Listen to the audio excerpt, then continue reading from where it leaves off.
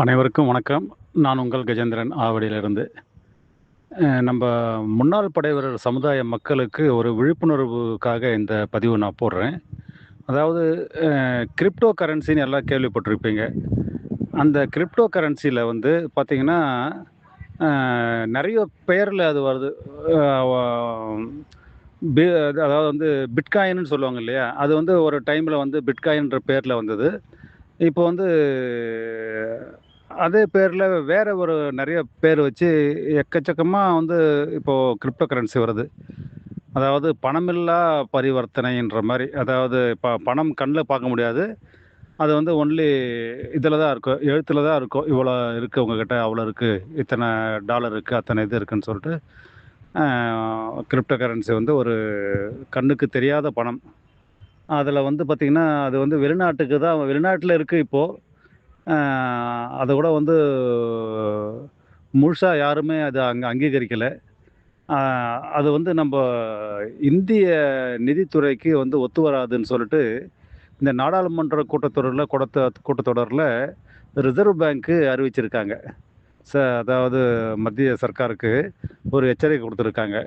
இதனால வந்து நெறைய ஓ தவறுதலான முறையில பண பரிவர்த்தனை நடக்கும்.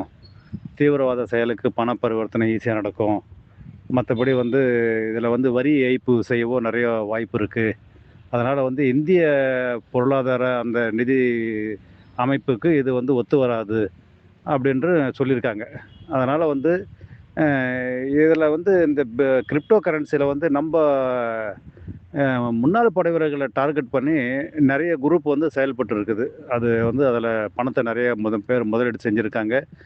அதில வந்து நெறைய லாபம் வருது அப்படின்ற மாரி நெறைய ஆசை காமிச்சு, அதில நெறைய பேர வந்து மாட்ட வச்சிருக்காங்க.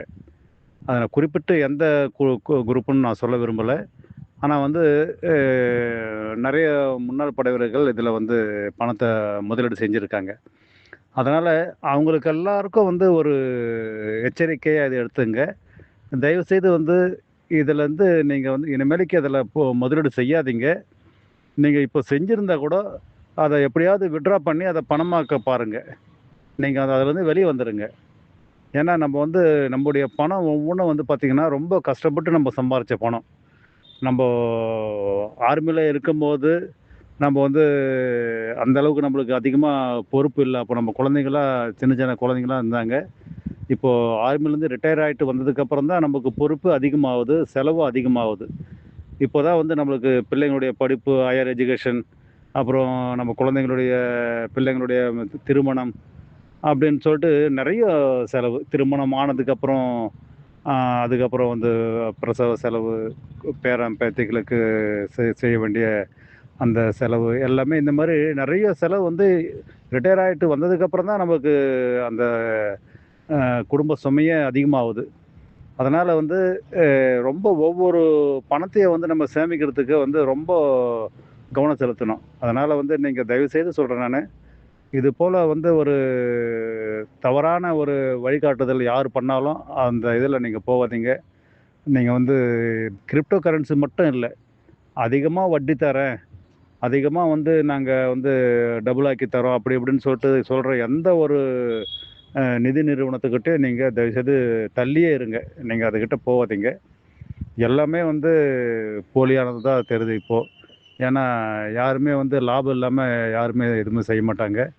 சும்மாவே வந்து ஒரு கவர்ச்சிகரமான விளம்பரத்த சொல்லி, நாங்க அவ்வளோ வட்டி தர்றோம், இவ்வளோ வட்டி தர்றோம்ன்னு சொல்லிட்டு நெறைய நிதி நிறுவனம் வந்து நம்ம பணத்த ஏப்ப விட்டு போயிருக்காங்க. அது உங்களுக்கு எல்லாருக்குமே நல்லா தெரியும்.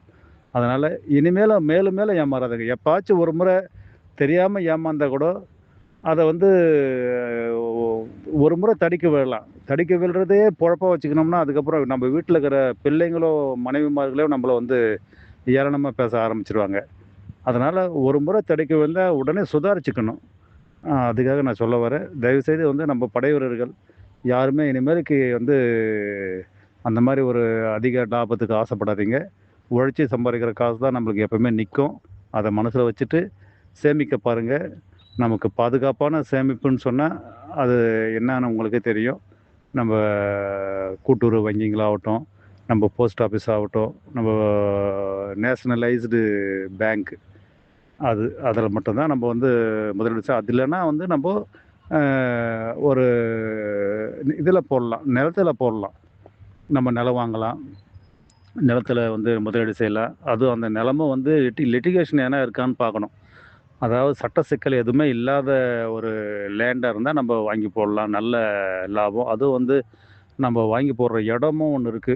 நல்ல சிட்டிக்குள்ள நல்ல டெவலப் ஆகுற இடமா பார்த்து நம்ம வாங்குனோம்னா, அது பல மடங்கு நம்மளுக்கு உயர்ந்து நிக்கும். ஒரு 5, 6 வருஷத்திலேயே நம்மளுடைய முதலீடு வந்து நல்ல ஒரு நம்மளுக்கு கை குடுக்கும். அந்த பணம். அந்த பணத்த வச்சு நம்ம நெறைய விஷயத்த சாதிக்கலாம். அதனால அந்த மாரி செய்யுங்க. அ நிலத்தில போடுங்க. தங்கம் வாங்கி வைக்கலான்னு சொல்லுவாங்க இதுக்கு முன்னாடி. அத கூட வந்து ஒரு நிலை இல்லாம அந்த ஏற்றத்தாழ்வு இருக்கு அதனுடைய விலையில. தங்கமும் இப்போ வந்து சொல்லிக்கிற மாரி எதுவும் இல்ல. நிலத்தில முதலீடு செய்றது, அதுவும் சிட்டில நிலத்தில முதலீடு செய்வது ஒரு சிறந்த ஒரு முதலீடு. இது வந்து ஒரு விழிப்புணர்வா நான் உங்களுக்கு சொல்றேன்.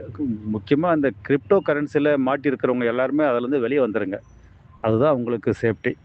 நன்றி, வணக்கம். வாழ்க வளமுடன், நலமுடன், நீடூழி. வந்தே மாதரம். ஜெய் ஹிந்த்.